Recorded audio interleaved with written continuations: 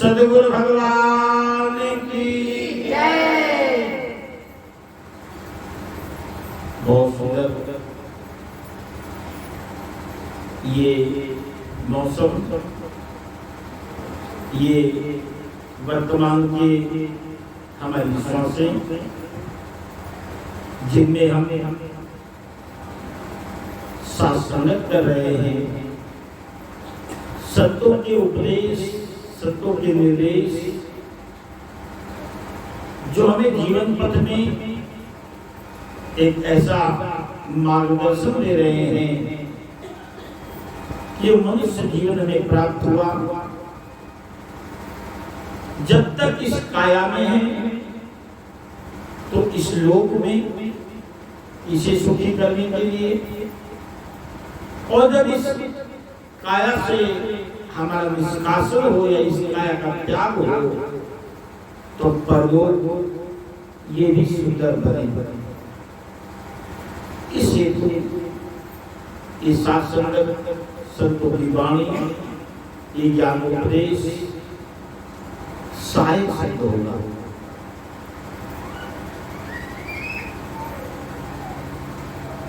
गोस्वामी तुलसीदास जी के द्वारा दो पंक्तियां दी गई इसी संबंध में कि बरसा ऋतु रघुपति भगति, तुलसी साल सुदास,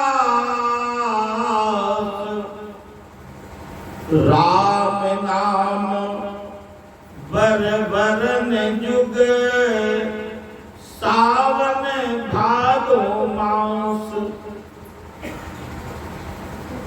वर्षा ऋतु रघुपति भगत, भगवान की भक्ति को क्या बताया? वर्षा ऋतु। अब तुलसीदास जी कहते हैं तुलसी साल सुदास। साल कहते धान को, और सुदास कौन? जो सदगुरु की शरणागति को कहने के बाद सदगुरु की जो सासंगत है, इसका जो निर्देश, उपदेश, संदेश है, उसी के अनुकूल अपने जीवन को ढाल लेता है, उस सुदास। बरसा ऋतु रघुपति भगति, और तुलसी साल सुदास। धान अगर इस ऋतु के प्रभाव से जो मेघ बरसते हैं, उन मेघों के जल से जितना पोषित होता है, उन मेघों के जल से जितना अधिक पैदावार होती है, जितना सुंदर होता है, होने को तो आप ट्यूबवेल से पानी लगाइए, बाहर से जो भी आपके संसाधन है लगाइए, वो बात नहीं आती है जो मेघों के जल से होती है। जो लोग कृषक हैं बाकायदे इस बात को जानते हैं। ऐसे ही जो भगवान का भक्त है, जिसने सद्गुरु की शरणागति गई है, तो दास भाव में आ गया है, उसका जीवन सुंदर कैसे बनता है? जब गुरु की वाणी से अमृत वर्षा होती है, उस अमृत वर्षा से वो शराबोर होता है। जैसे वर्षा में आए बूंदें हल्की है तो वर्षा में तो आए, लेकिन पूरी तरह से आप शराबोर नहीं होते, भीगे तो हैं, लेकिन आपका अंतस भीगा नहीं है। जैसे हम किसी बात को जब बड़ी गंभीरता पूर्वक ले लेते हैं, अंतस को छू जाती है, लेकिन जब गंभीरता पूर्वक नहीं लेते हैं तो ऊपर ऊपर रहती है। ऐसे ही वर्षा हो तो रही है, लेकिन किसी किसी के केवल कपड़े भीगे हैं, आगे भीगे तो पीछे नहीं भीगे, पीछे भीगे तो आगे नहीं भीगे। अगर कुर्ता भीगा तो हमारी बनियान नहीं भीगी है, बदन हमारा भी नहीं भीगा है। और वर्षा तो वो है जब आपके अंतस को छू जाए, जब आपका रोम रोम रोमांचित होने लगे। जो सदगुरु की वाणी से अमृत वर्षा होती है, और उस अमृत वर्षा जब सराबोर होते हैं, जब हमारे अंतस को छू जाता है, तो जैसे वर्षा के जल से धान लहलहाता है, फसल बहुत भारी मात्रा में होती है, ऐसे ही अमृत वर्षा जब हमारे अंतस को छूती है तो हमारे जीवन में बहार आ जाती है। और ये बहार ऐसी जो किसी वस्तु, किसी संसाधन, किसी व्यक्ति से संबंध नहीं है। अरे भाई, हमें जो सुख मिला तो सुख के पीछे कोई न कोई कारण है। कारण अगर मैं तो सुख मिला तो रूप कारण है, गंध सुख मिला, नासिका सुख मिला तो गंध कारण है, स्पर्श सुख मिला, त्वचा का अगर सुख मिला जो भी स्पर्श का, वो स्पर्श कारण है। ऐसे ही जो हमारे कान है, श्रवण, इनको सुख मिला तो कोई शब्द कारण है। लेकिन ये जो कारण है, कोई कारण न हो और फिर हम सुखी हो,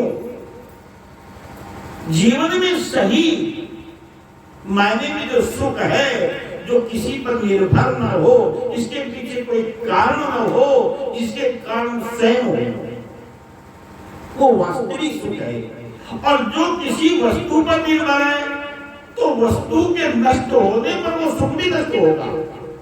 व्यक्ति के कारण सुख है तो व्यक्ति से संबंध विच्छेद होने पर या व्यक्ति के हटने पर क्या होगा, वो सुख भी नष्ट होगा।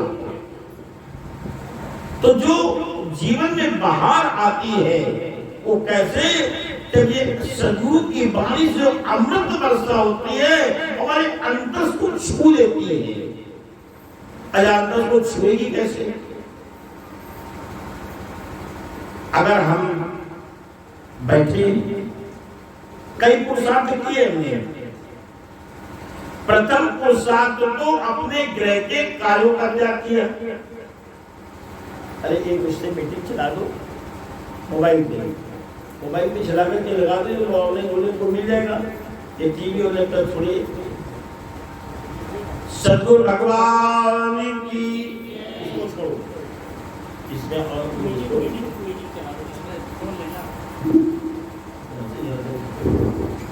सद्गुरु भगवान की। तो शासक जी, यहाँ तो गोस्वामी जी ने अपनी बात कही कि वर्षा ऋतु रघुपति भगति तुलसी साल सुदासा। दशरथ कर रहा था कि मैंने पुरुषार्थ किया।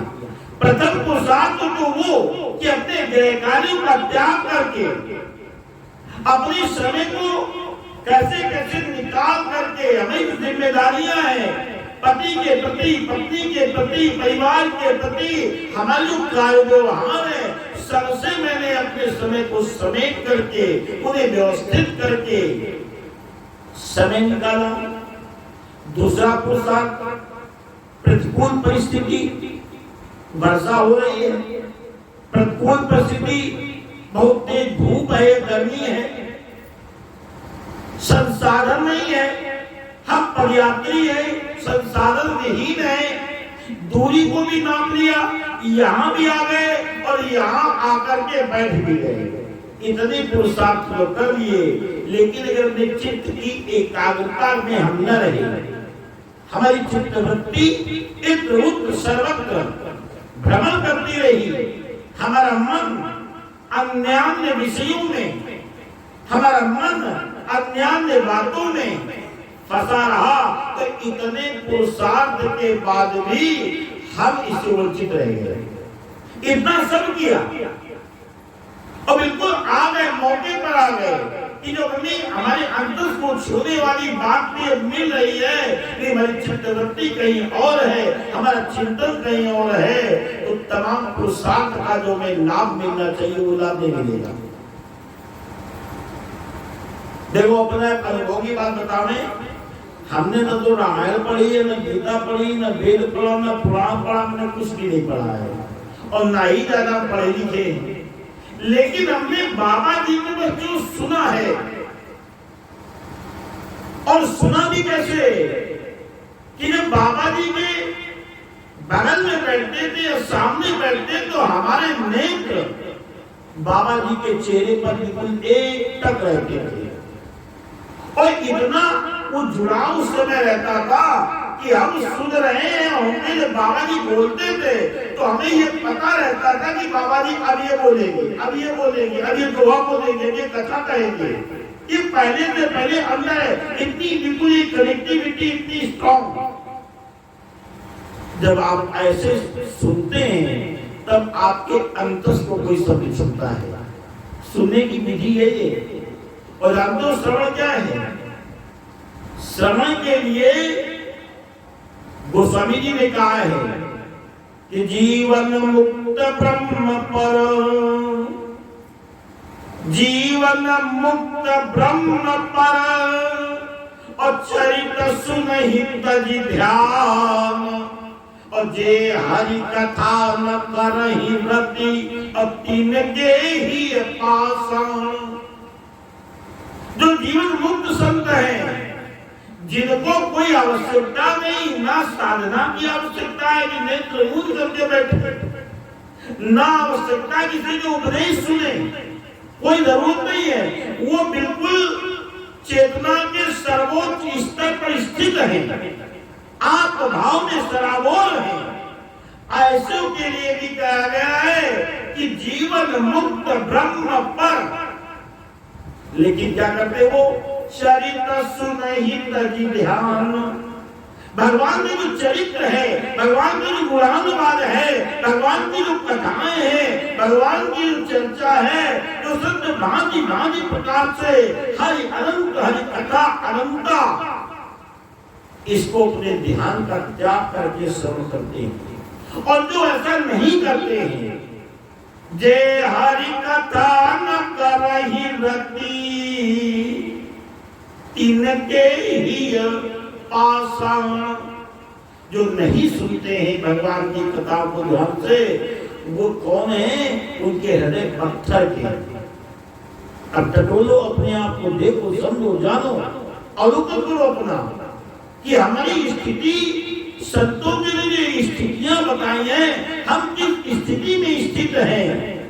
जब ऐसे रसपान करते तो हमारे संत चाहे अंतस को छू जाते हैं, और जब अंतस को छूते हैं तो जीवन में लहराहट आ जाती है, बहार आ जाती है, हम एक रस हो जाते हैं। दूसरी अध्याय में क्या कहा गोस्वामी जी ने? राम नाम पर बरन जुग और सावन भादौ मास। अगर वर्ण करने के योग्य इस संसार में कुछ है, जिसका तुम वर्ण कर रहे हो, जिसको तुम स्वीकार रहे हो, अंगीकार कर रहे हो, समेट रहे हो, बटोर रहे हो, संग्रह कर रहे हो इत्यादि, ये जितना भी कर रहे हो, इन्हें वर्ण करने के योग्य है क्या? नानक देव जी से पूछा गया कि तुम मांगो, भगवान जी का मांगो, क्या चाहिए? तो कहते प्रभु का मांगो कुछ स्थिर न रही। क्या मैं मांगू? स्थिर रहने वाला तो कुछ है नहीं। का मांगो कुछ स्थिर न रही और आखिर देखत ये जग जाई। क्या मैं मांगू? कुछ स्थिर रहने वाला नहीं है। नेत्रों के सामने ही देखते देखते हमारी आंखों की संसार जा रहा है, तो मैं क्या मांगूंगा? हमने जो वर्ण किया है, जितना भी समेटा बटोरा संग्रह किया, एकत्र किया, वो कैसा है? सब कुछ जानने वाला। एक भी चीज हमने आज तक ऐसी नहीं संग्रहित करी, इकट्ठी करी जो जाएगा। अच्छा, जाने वाले शरीर भी है, और इस शरीर को सुख देने वाली जितनी वस्तुएं हैं वो भी जाने वाली हैं। आप सोचो, जो ये शरीर भी जाने वाला है, पौधे में कौन समाया, ज्योति में ज्योत रल जाया, माटी माटी हुई एक, रोद हारे की कौन टेक, अरे कौन कुमारे कौन कुआ, ब्रह्म ज्ञानी मिल करो विचार। ये तो एक चलिए तो भैया, अग्नि कुछ खबर न पाई, रोवन हार भी उठ सिनाई, भरम मोह के बादे बंद, सुपक भैया पगलाए अंग। ये तो रचन रचा करतार, आवन जावन हुकुम अपार, ना कोई मुआ न मरने जोग, नई बिन से अविनाशी हो, अविनाशी हो। कौन ही बिनता है? जो अविनाशी है, और जितना दिखाई पड़ता है सब कैसा है? विनाशी। ये कुछ रहने वाला नहीं है। नहीं, बिन से अविनाशी होग, होग का मतलब है रहने वाला। और सोचो, जब तुमने ज्ञान लिया था तो वो सदगुरु ने बता रहे रहने वाला क्या है। जब सब अपने अपने में चले गए तो शेष क्या बचा? तो आप कहते हो निराकार। तो गुरु क्या कहता है कि तुम क्या हो, तुम्हारा स्वरूप क्या? तुम कहते हो निराकार। तो गुरु कहता है तुम भी निराकार, हम भी निराकार, कोई भेद नहीं, जो तू सो मैं, जो मैं सो तू। ये रहने वाला है, और ये रहने वाला है, इसी का अंश तो ये आत्मा है। आत्मा भी रहने वाला है। तो शरीर को सुख देने वाली कोई भी वस्तु कायम नहीं है, ये जानी आनी है, जाएगी आएगी, और यही तुमने वर्ण किया किसी का। तो गोस्वामी जी कहते हैं कि वर्ण क्या करना है? राम नाम बर बरन जुग। जब राम नाम का तुम वर्ण कर लेते हो, इसे आधार बना लेते हो, या इसी में स्थित हो जाते हो, क्योंकि इसमें हम स्थित हुए या हम में स्थित है, ये दोनों अलग बातें नहीं है। गुरुवाणी कहती है ओत प्रोत रबिया रूप नरंग। ओत प्रोत अंदर बाहर, ओत प्रोत रबिया रूप नरंग, और भय प्रकाश साधु के संग। ये कैसे प्रकाशित होता है, कैसे हमें मालूम पड़ता है, कैसे जाना जाता है? साधु की संगति करते हैं, शरणागति करते हैं, कि हम ओत प्रोत, हम इसमें, ये हमने, अंदर बाहर एक रस। तो वर्ण करने के कौन है? राम का नाम जो हमको सदगुरु की वाणी से प्राप्त हुआ। राम नाम बर बरन जुग। तो जानते जीवन कैसा होता है? जैसे सावन और भादों के महीने में पूरी धरती, जहां भी ये ऋतु का प्रभाव है, तो पूरी हरियाली, एक हरियाली की चादर ओढ़े है धरती। एक जो वृक्ष है, पौधे हैं, वनस्पतियां हैं, औषधियां हैं, सब नवपल्लों से सुसज्जित हैं, सब बढ़ रही हैं। एक इनमें अलग चमक है, एक अलग उल्लास है। जैसे इनमें सब में है, ऐसे सावन भादो मास वाली स्थिति हमारे जीवन में आती है। सुख दुख होना ये कोई बड़ी बात नहीं, स्वाभाविक है। शरीर का गुणधर्म है बनना और बिगड़ना। और सुख दुख कैसे होगा? योग वियोग भोग मल मंदा। योग का मतलब जुड़ना, वियोग का मतलब छूटना। योग वियोग। अब योग जब होता है तो हमारी अनुभूतियां बदल जाती हैं। कोई मिला, प्रेमी है, आपस में चर्चा हुई, चार मिले चौसठ खिले, 20 रहे कलजोड़, और सज्जन से सज्जन मिले तो 7 करोड़, एक दूसरे से मिले, तमाम कुछ हो गया। अब योग कोई छूट गया, जैसे घर में बच्चा पैदा होगा, योग परिवार में जुड़ा, खुशियां हुई, शहनाइयां बजी, ढोल बजे, और वियोग किसी की मृत्यु हो गई, किसी शरीर त्याग दिया, वियोग रुदन हो रहा है, शोक में शोक संसप्त है। तो योग वियोग मिलने पर हर, तो बिछड़ने पर शोक। योग वियोग भोग मल मंदा, अहितयन हित मध्यम भ्रम फंदा। ये इसी हित और अनिहित में, योग वियोग में हम भ्रमित हैं और एक फंदे में बंधे। जब गुरु की बड़ी अंतस को छूटी है तो हम एक रस हो जाते हैं, क्यों जानते हैं हमें कोई परिवर्तन नहीं है, ऋतु के परिवर्तन से हमें कोई प्रभाव नहीं पड़ता है।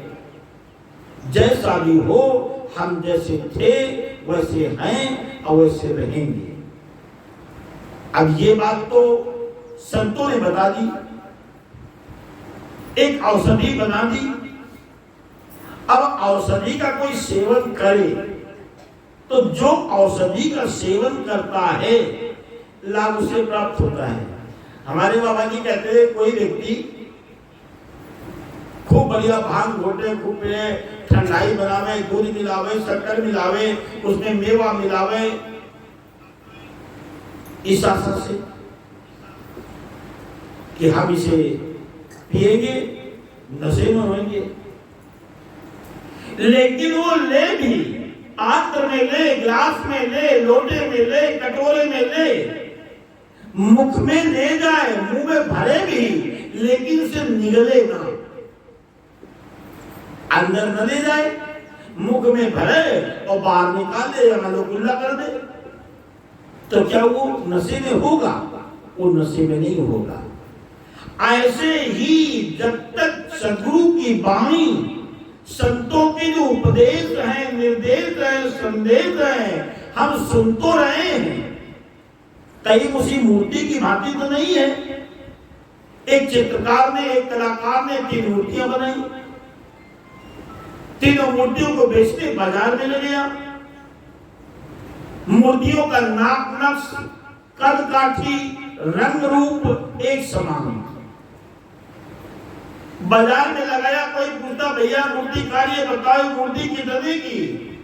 तो कहता है, एक की कीमत बताता 100 रुपया, एक की बताता 1000 रुपया, एक की बताता लाख रुपया। तो आदमी न घुमा चला जाता है कि पता नहीं ये क्या सामान तो है, कहता 1000 की है, लाख की है। अच्छा, उल्टी मूर्ति जो बाजार में जाने वाला साधारण व्यक्ति तो नहीं खरीदेगा। अपनी आवश्यकताओं से जो अधिक जिसके पास है वही तमाम प्रकार के खिलौने खिलौने औषधियां बटोरता है। पूरे दिन ग्राहक आए, पूछे दाम, पूछे चले गए, किसी ने उसके सौदे को लिया नहीं। लेकिन इस नगर में वो बाजार था, उस नगर का राजा का ये नियम था कि बाजार में जो भी सौदा नहीं बिकता था वो स्वयं खरीद लेता था। शाम हुई, राजा आया, अरे का मूर्तिकार तुम्हारी मूर्तियां नहीं बिकी, तुम्हारा सौदा नहीं बिका। बोले महाराज कोई चिंता नहीं, तो आप आ गए, आप तो खरीदी लेंगे, इसी आशा तो आपके बाजार में हम लोग आते हैं। तो कहा बताओ तुम्हारी मूर्तियों का मूल्य क्या है?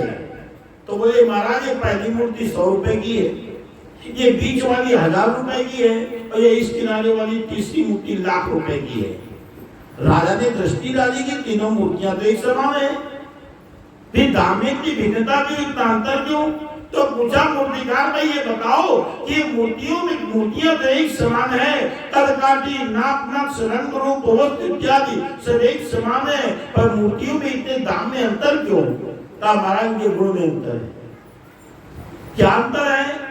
तो पहली मूर्ति उठाई, राजा को हाथ में दी, एक लंबी सी सीख निकाली अपने थैले से और कहा महाराज ये सीख इस मूर्ति के कान में डालो। तो राजा ने कान में डाली तो दूसरी ओर निकल गई।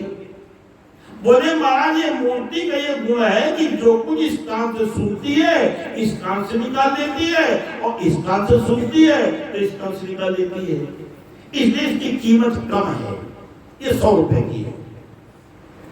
राजा भी उत्सुक हुए, जिज्ञासा हुई, कई दूसरी मूर्ति, तो वो उठाई, वो हाथ में पकड़ा दी, पहले वाली ले ली।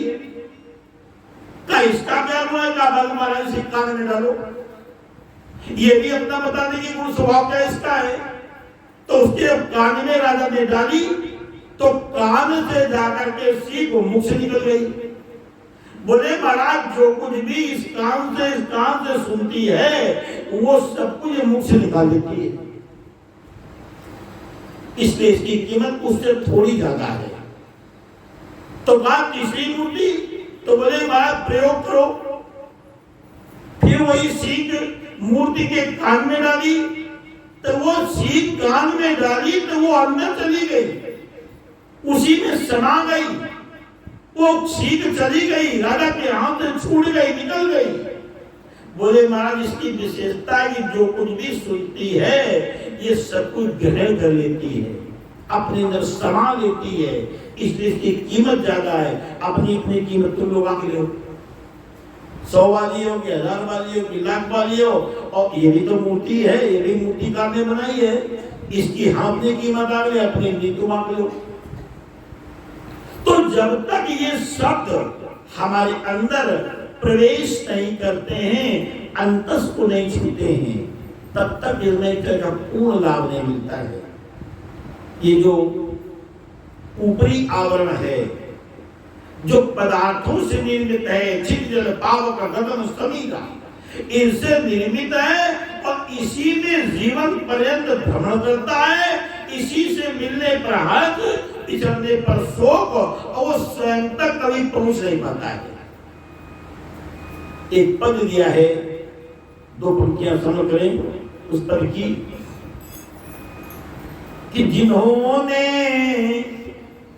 तैरना सीखा वही बस पार होते हैं, जिन्होंने तैरना सीखा वही बस पार होते हैं, जिन्होंने तैरना सीखा वही बस पार होते हैं, अनाड़ी मोह सागर से, अनाड़ी मोह सागर से नहीं उद्धार होते हैं, अनाड़ी मोह सागर से नहीं उद्धार होते हैं, जिन्होंने तैरना सीखा वही बस पार होते हैं, विषय चूने के गोले को जो खाते हैं समझ तेरा, विषय चूने के गोले को जो खाते हैं समझ तेरा, वही भव रोग से जैसे कर, वही भव रोग से जैसे कर, सदा बीमार होते हैं, वही भव रोग से जैसे कर, सदा बीमार होते हैं, अनाड़ी मोह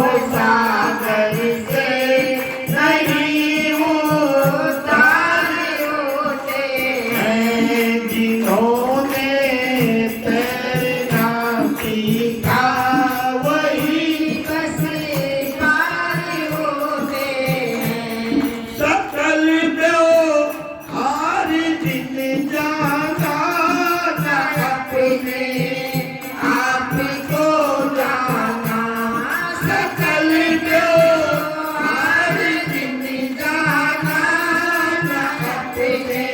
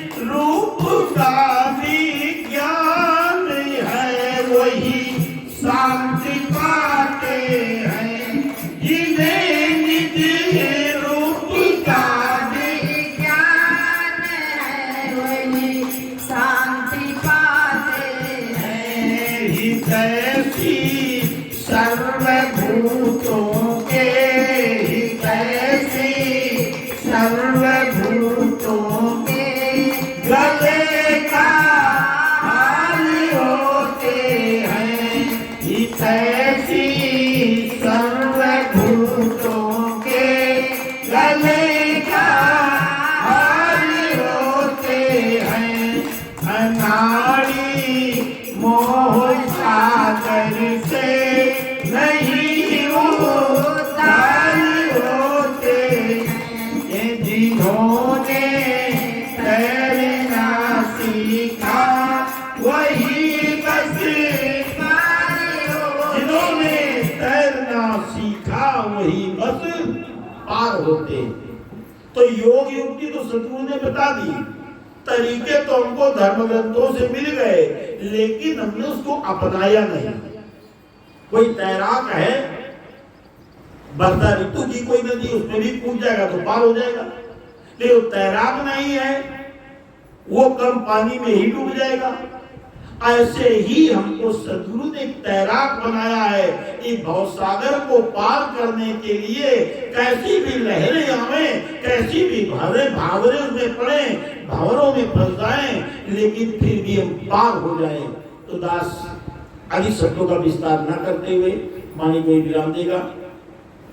12:27 हो गए हैं। आधी घंटे लेट शुरू भी हुई थी, कोई था नहीं तो उतनी देर बढ़ गया, तो हम अपनी मर्यादा के अंदर बने रहे। सद्गुरु भगवान की